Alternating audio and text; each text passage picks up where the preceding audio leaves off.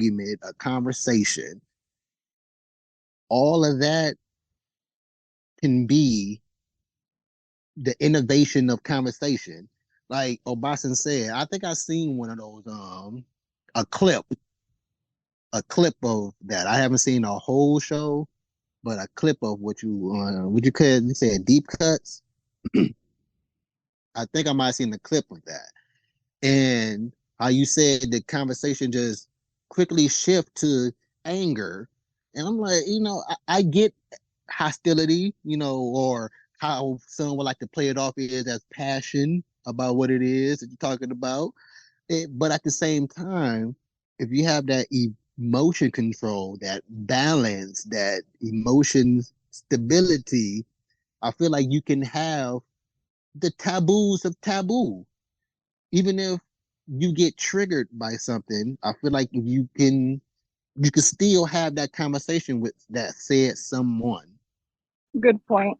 because of the thing that I said earlier about even if I do assume what I assume about you, or even if I do know you to be whatever it is that I'm know you or think you are, you're voicing your opinion, and you may be mad at the time when you're saying it. And again, I don't know you, and even if I do know you, I understand that we get mad or we have what we call off days. And hey, you chose to converse with somebody on a off day. I mean, that's either my bad or your bad, depending on if someone's arguing or actually having a conversation, listening, passing on, not trying to convert you to, hey man, you need to stop being mad right now. You need to stop that. Hey, you probably deserve to be mad right now. We do live in a world where we coexist with white people and other people that get on our nerves. Last nerve. So my bad that I got you on your off day. So that's what I mean. But I don't take nothing to heart like that. Hey, There's a lot of people that have not learned how to control their emotions like that. I mean, you're absolutely right. A lot of people have not learned how to control their emotions to where they respond to an offense, and they let that offense dictate their attitude or their mood or what. Yeah, I refuse to give anybody that much control, and a lot of people haven't learned that. So you're dead on. Sally, it's a lot of people. Most. Most people, right, Jay? Most Uh-huh. people. Most Right. people. Yeah, I completely agree. And I wonder if that then gets even exponentially blown up when they're tying their identity, like who they are as a person, right? Like, I am a defender of these people. I'm a champion of this. I am like, how much of that gets exponentially like blown up because identity is attached to their online persona, or, Mm. they What can't car they separate. drive. Yeah. Mhm. You can't. know what I That's what it mean? is. Can't separate. I think it's that. They can't Like, separate it. that's Yes. a question that I wonder a lot of times because, like, for me personally, there are so many things that like I tie my identity up to.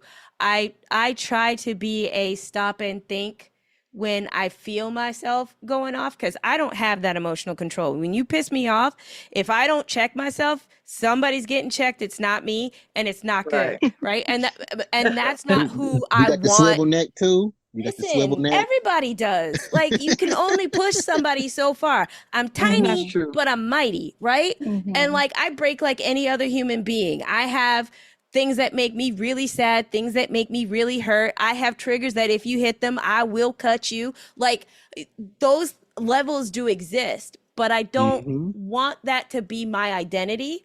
And that's a thing that I have for myself. So I've learned to check and go, okay, when I see this, pause. Let me think this through. Let me think this through. Like, I have friends that are ridiculously conservative, ridiculously conservative.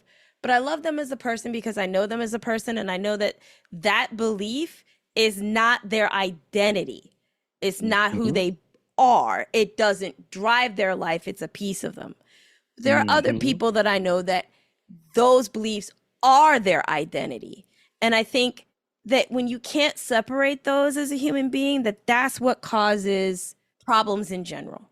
Right? Like that's what causes you to not be able to empathize with somebody from another walk, to understand somebody from another walk, or to even be open to trying to understand somebody from another walk. I think.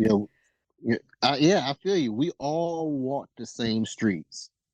All of us. Even if we in the suburbs, even if you in the suburbs and I'm in the city, we still walk the same streets because sometimes I come to the suburbs and sometimes you come to the city. So we know, we all know. So there's no need for you to, I ain't gonna say there's no need, but as far as you should, I ain't gonna say you should either, but separating, that's somehow an issue, even though we all know better. Um, we went on for a extremely long time. I'm about to go. I close it out because I don't want to keep anybody longer. We got phones dying over here. Yeah, that's what I got on my laptop because I knew the last time we've never been on here less than 2 hours. So, but I want to leave with something that I just thought about the other day. There's some things that I think I might have learned from conversing with so many different people and conversing with myself as included with those other people I've actually talked to. Is that we live in a world where everybody is trying to get to a destination. And that destination is, I think, what we call growth is, or maturity is.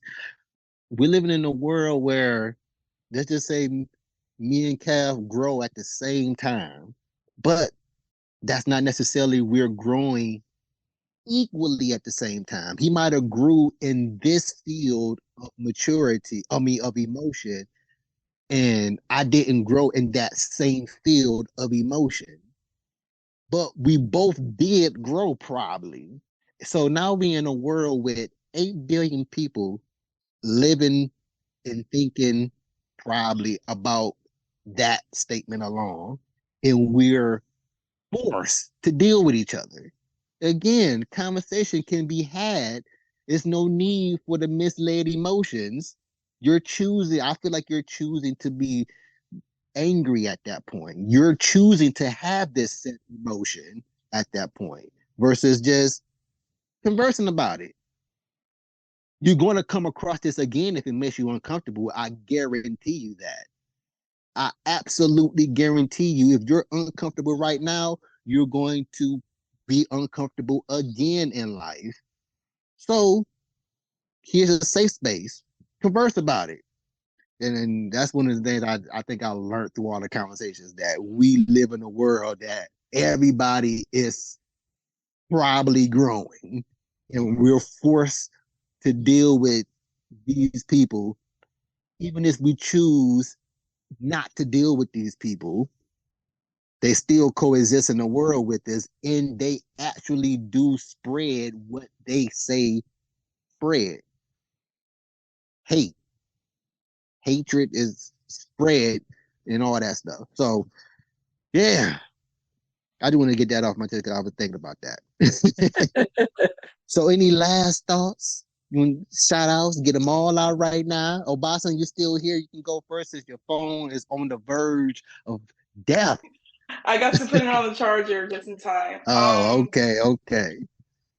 One thing in business, like I'm a program manager, so I'm dealing with people all the time. I gotta like shift myself all the time when talking to people. And like they say, like the difficult thing about business is people. And I feel like I forgot. And like what makes it so hard is that we're just so diverse. We are like you can find a group of people who are similar, but we're so diverse. We come from different backgrounds. There's this, there's that. And like you mentioned, like we're all growing. So we're all on a different path. And I'm sure a lot of other people had a childhood where I had to grow up super, super fast. So I feel like I can be a little emotionally mature, even though I'm not the best, but like I'm more mature than other people. And so even at my age, because of my experience and where I came from, someone who's probably like 50, maybe let's say they were more privileged or they didn't go through the struggles I had, we might have that difficult time connecting because of the fact that I'm in a different path or different level with my growth compared to them. So it makes it hard because like humans were like, that's a really good thing about us of how diverse we are, but that's also a thing that can be challenging because we're satisfied differently, we're unsatisfied differently, and it's just impossible to please every single person you come across. So yeah. Mm-hmm. At different times, like you said, we're satisfied differently and dissatisfied differently at different times in our life. Like even if we are satisfied with this, I'm not satisfied with this now. The mentality of whatever change is, I think that also plays a part in it. Um, yeah. I think that emotion control. I think emotion control is the cornerstone to any type of growth. I don't even think you can even begin to grow, even if you think you've grown, if you don't have a level of Of emotion emotional control. control. Absolutely. Kev, you still with us? He probably dipped out. He probably fell out. I don't You see know, Kev. yeah, he probably gone. Coach Terri, you on my screen. You got anything to say before we? This was an awesome show. You ain't gotta say nothing. I just like whatever thought being a safe haven for conversation. It was just another good show. I mean, of course, I loved you bringing up the top of us bringing up the topic. Who's got it worse? Black women, and we do. I mean, I Mm-hmm. just, we probably should have touched on it even a little.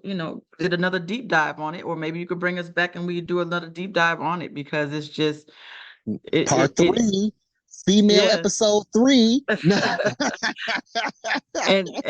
And we stay on topic on the deep dive with that black, and don't get me wrong, I'm not saying that black men don't have it hard either. I'm not saying that. I just saying that black women, golly, we got it bad. We're on the bottom of the totem pole when it comes to um the four levels Mm-hmm. of humanity, of humans or whatever. But again, Rochelle had a great idea. But if we go look outside of the United States, it's other women that probably have it even worse than the black woman, because we do live in the United States, and I just can't imagine what life is for us outside of the United States. Oh yeah, this is an American perspective for sure. For sure. Because it's bad here.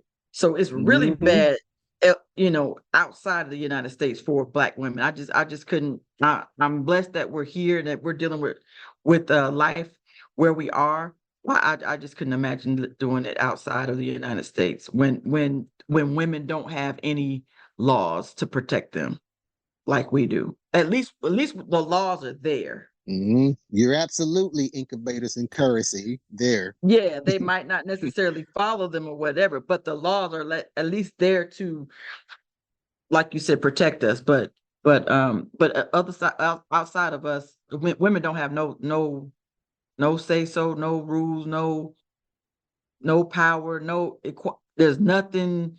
They're nothing. They're beneath them. I mean, to the point where they have to walk behind you and they got to cover their face, and oh my goodness, I just couldn't imagine living like that.